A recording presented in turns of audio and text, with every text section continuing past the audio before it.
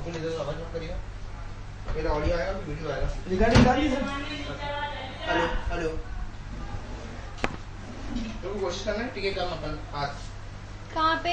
हाथ कम टिका, तो सीधे रखो ऐसे। हाँ और कोशिश करना, कोशिश कोशिश।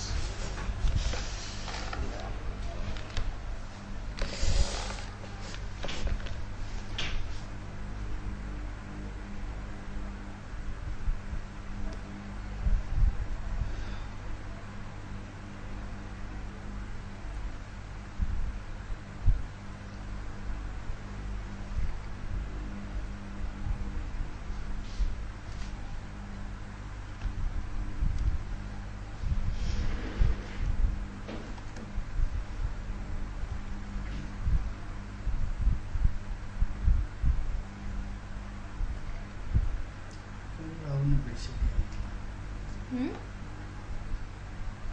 राहुल ने पैसे दिए चंद्रन को नक्षत्र।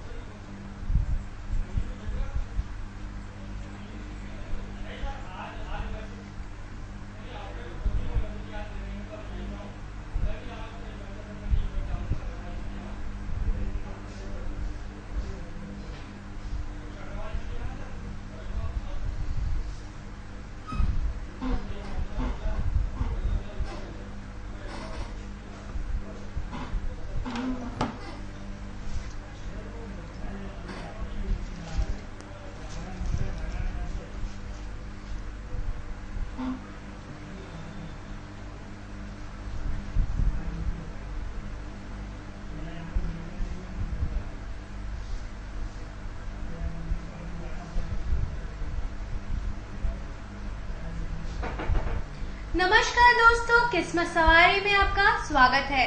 मैं हूं आपकी होस्ट एंड दोस्त खुशबू जैन और हमारे साथ है भारत के सुप्रसिद्ध ज्योतिषाचार्य आनंद जी।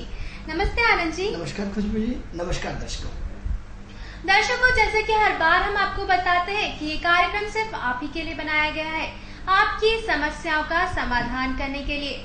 चाहे नौकरी पाने से संबंधित हो या व्यवसाय में उन्नति पाना चाहते हैं या पढ़ाई में आपके बच्चों का मन नहीं लगता है, कोई भी समस्या हो, हमारी स्क्रीन पर जो नंबर फ्लैश हो रहा है उस पर संपर्क करें। उस पर संपर्क करने से आपकी समस्या का समाधान जल्द से जल्द होगा। दोस्तों, हमारी चर्चा जो चल रही है वो शुक्र ग्रह के बारे में चल रही है। शुक्र ग्रह जो कि संपन्नता, सुख देने का कारक होता है। हमने बात की थी आचार्य जी की शुक्र क्या होता है। तुला राशि के बारे में कल हम नहीं जान पाए थे कि शुक्र ग्रह का तुला राशि के साथ क्या संबंध है। आइए जानते हैं आनंद जी से कि तुला राशि के ऊपर शुक्र ग्रह का क्या प्रभाव रहता है। जी आनंद जी। दर्शकों, जैसे कि हम आपको तुला राशियों के साथ साथ शुक्र के बारे में महत्वपूर्ण जानकारी लगातार देते जा रहे हैं, तो आज हम शुक्र के बाद जो महत्वपूर्ण जानकारी हम आपको देंगे शुक्र के विषय में कि आपकी दिनचर्या। अब दिनचर्या ऐसे विषय यहाँ दिनचर्या का नहीं है, विषय यहाँ आपका व्यवस्थित जीवन जीने का ढंग से। अब क्या होता है कि आपकी प्लानिंग, आपकी सोच। अब यहाँ दो तरह की चीजें आपको दर्शकों को बताना चाहेंगे कि जब केतु आता है तो सारे प्लान फेल हो जाते हैं, प्लानिंग होती ही नहीं है और जो प्लानिंग करेंगे आप फेल हो जाएगी।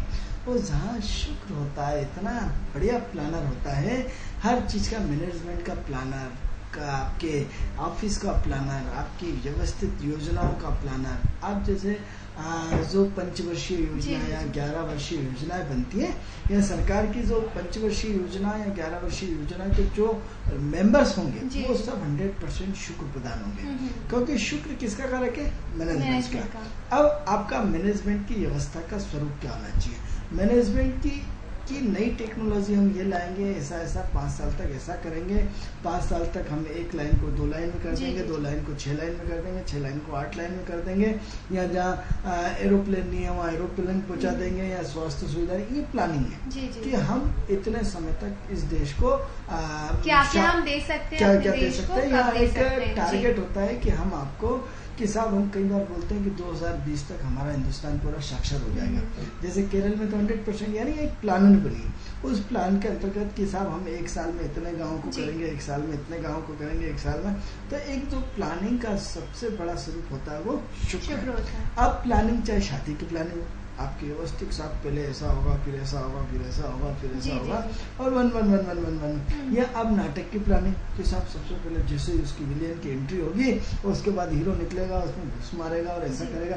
एक प्लानिंग, एक ऐसी जबरदस्त प्लानिंग जो आपको इम्प्रेस कर दे, एक ऐसी मैनेजमेंट जबरदस्ती। अब प्लानिंग यहाँ बात नहीं रह जाती है, प्लानिंग चाहे आपके घर की हो, प्लानिंग चाहे आपके ऑफिस की हो, प्लानिंग चाहे आपके घूमने की हो, सब घूमने का। और क्या व्यवस्थित प्लानिंग से लगा कि सबसे पहले यहाँ उतरे, फिर ऐसी ट्रेन मिली, फिर वहाँ उतरे, और एक व्यवस्थित ढंग से आप इतने अच्छे वैष्णो देवी और अमृतसर और पूरी दुनिया, हरिद्वार और सबके दर्शन करके इतने कम समय में कि आपने एक सफल प्लानिंग करी कि जो काम आपका 20 दिन में होना था आपने वो काम 10 दिन में एक प्लानिंग के अंतर्गत निपटा दिया। यानी अच्छा प्लानर कौन होता है? शुक्र होता है। यानी इतना अच्छा मैनेजमेंट का इतना जबरदस्त मास्टर माइंड आदमी शुक्र है, जो इतनी जबरदस्त प्लानिंग देता है।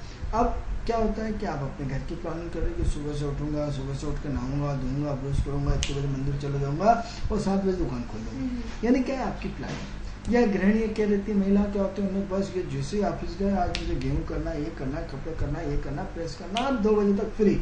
यानी एक जबरदस्त प्लानिंग। यानी उस प्लान के अंतर्गत आपकी जिंदगी का एक बहुत हिस्सा, एक सफल सुनियोजन जीने में मजा आता है। तो आनंद जी, ये तो आपने कहा कि शुक्र जो है वो प्लानिंग में मदद करता है, तो ऐसे तो हर इंसान के रोजमर्रा की जिंदगी में शुक्र का प्रभाव रहेगा। देखिए क्या होता है कि हमने क्या बोला कि इस प्रकृति का मूल तत्व शुक्र है, 9 ग्रहों का मूल तत्व शुक्र है। हमने ये भी आपको अपने पिछले एपिसोड में दर्शकों को बताया कि शुक्र के अंदर 5-6 ग्रह छुपे हुए हैं, यानी 5-6 ग्रहों का मैनेजमेंट आपका शुक्र अकेला करता है। अब क्या होता है, साहब मुझे आज इतना अच्छा खाना बनाना है कि सारे खुश हो जाए, यानी आप तन्मयता से लगते प्लानिंग होने कि पहले ये हल्दी मत डालना, पहले ऐसा डालना, इसलिए तुम्हारी पिछली बार सब्जी बिगड़ गई थी। उन्होंने तुमने क्या क्या वो सब्जी बिगड़ी थी तो क्या क्या हुआ था, उन्होंने पहले मैंने ऐसे राई पहले डाल दी थी और फलाना, यानी फिर आपने प्लानिंग की नहीं। अब ऐसा नहीं, ऐसा उन्हें क्या हो, तुम्हारा तेल गर्म नहीं हुआ था पहले ही आपने, इसलिए अचार बिगड़ गया, यानी आपने सफल प्लानिंग नहीं करी। तो अब रोज दिनचर्या में क्या होता है कि हर व्यक्ति दो तरह का होता है, एक तो पॉजिटिव, एक नेगेटिव। अब सबसे पहले तो हमें आपके शुक्र को ढूंढना पड़ेगा कि आपका शुक्र पॉजिटिव है या नेगेटिव है। अब क्या होता है, एक व्यक्ति को एक बड़ी ऊंची पोस्ट पे पहुंचा दिया, लेकिन मालूम पड़ा वहाँ की व्यवस्था सब डिस्टर्बेंस है, क्योंकि आप अच्छे प्लानर नहीं है। यदि प्लानर अच्छे होते तो शायद वाद विवाद उठता ही नहीं, बिल्कुल भी समस्याएं खड़ी नहीं होती। और यदि आप अच्छे प्लानर है तो पूरा काम आपका व्यवस्थित है, सबके काम बढ़ जाएंगे, सबकी व्यवस्था बढ़ जाएंगी, सबका मैनेजमेंट बढ़ जाएगा, कहीं भी अव्यवस्था नहीं होगी कि छोटे भाई का काम ये है, बड़े भाई का काम ये है, फलाने का काम ये है, पिताजी का काम ये है, सबका काम क्या हुआ, बटे गए। उन्होंने साहब लेखा जोखा ये देखेंगे, फलानी चीजें देखेंगे, ठिकानी चीजें देखेंगे, बाहर की व्यवस्था ये देखेंगे, अंदर की कार्यों का विभाजन कर देते हैं कि कौन सा काम करेगा। कार्यों के